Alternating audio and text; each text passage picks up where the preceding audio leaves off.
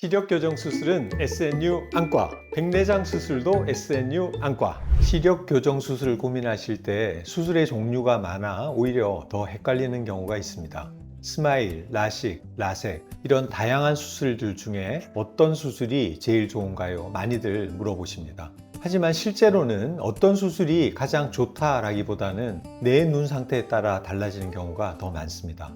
오늘은 시력 교정 수술을 선택할 때 어떤 점을 고려해야 하는지 이야기해 보고자 합니다. 같은 환자의 양쪽 눈을 다른 수술로 집도한 비교 연구에서도 수술 방식에 따라 미세한 시력의 차이가 나타나기도 합니다.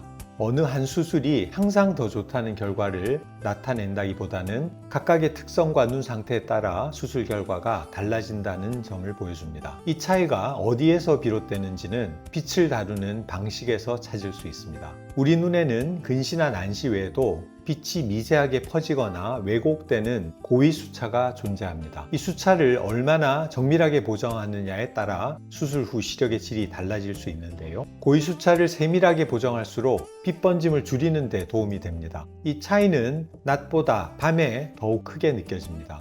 야간 운전 중에 헤드라이트가 별처럼 퍼지거나 시로등 불빛에 후광이 끼는 경험을 한 번쯤 해보셨죠? 레이저는 각막 중심부를 기준으로 교정이 이루어지기 때문에 교정된 부위와 주변부 사이에 미세한 차이가 생길 수 있습니다. 어두운 곳에서 동공이 커지면 이 경계선을 지나며 빛이 퍼지게 되고 이때 빛이 불규칙하게 통과하며 초점이 흩어져 빛 번짐이 나타납니다. 어떤 수술이 더 낫다는 결론을 내리기 전에 먼저 확인해야 할 중요한 조건이 있습니다.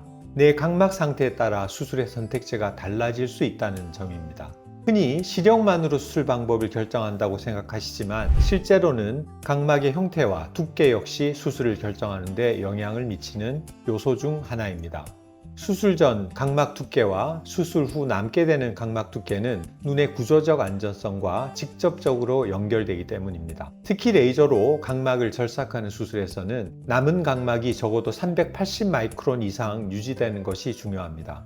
만약 검사에서 각막 모양이 미세하게 비대칭이거나 후면이 살짝 솟아있는 등 구조적으로 조금 약한 소견을 보인다면 잔여 각막의 기준을 조금 더 높여야 할 수도 있습니다. 각막의 모양이 좋지 않거나 절삭량이 많은데 무리하게 수술을 진행할 경우 얇아진 각막이 눈 안의 압력을 버티지 못하고 앞으로 밀려 나오는 형태 변화를 겪을 확률이 높아질 수 있거든요.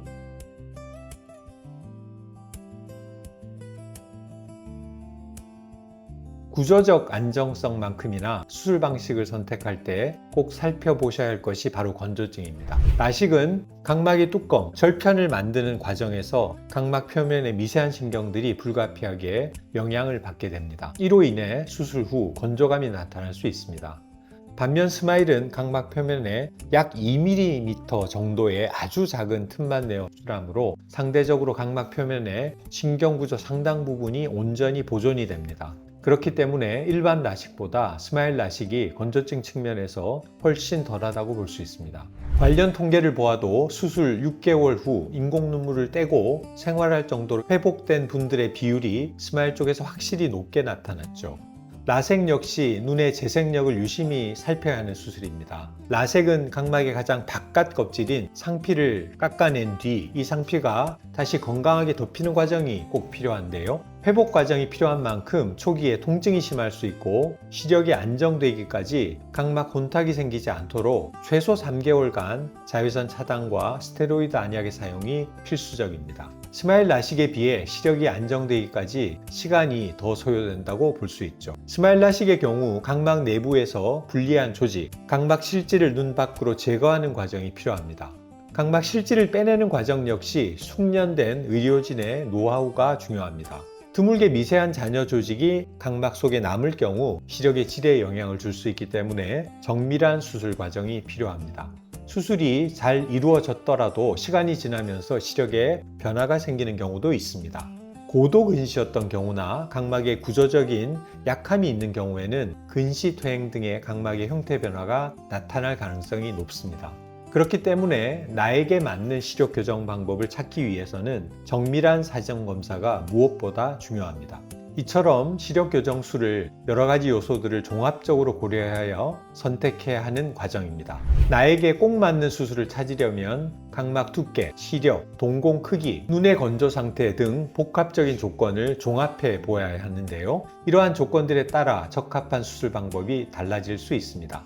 예를 들어 각막이 500마이크로보다 얇은데 절삭량이 매우 많은 분은 스마일라식 후 남는 두께가 다소 부족해질 수 있어 이런 경우 렌즈 삽입술이 더 적합할 수 있습니다. 각막을 전혀 깎지 않는 선택지도 있습니다. 안내 렌즈 삽입 수술이 있습니다. 눈 안의 공간에 렌즈를 삽입하는 방식으로 각막 조직을 제거하지 않고 그대로 보존한 채로 시력 교정 수술이 가능하다는 장점이 있습니다. 각막이 얇거나 근시가 심한 경우 각막을 절삭하는 것에 대한 부담감이 있으신 분들에게 좋은 대안이 될 수 있습니다. 단 삽입된 렌즈가 눈 속에 위치하는 만큼 매년 정기검진을 통해 눈 상태를 체크하는 것이 필요합니다. 이제 수술 전 꼭 챙기실 핵심만 짧게 정리합니다. 수술 전 정밀검사로 각막 모양을 꼼꼼히 살피고 수술 후에도 각막이 안전하게 유지될 수 있는 조건인지 확인하는 것이 중요합니다.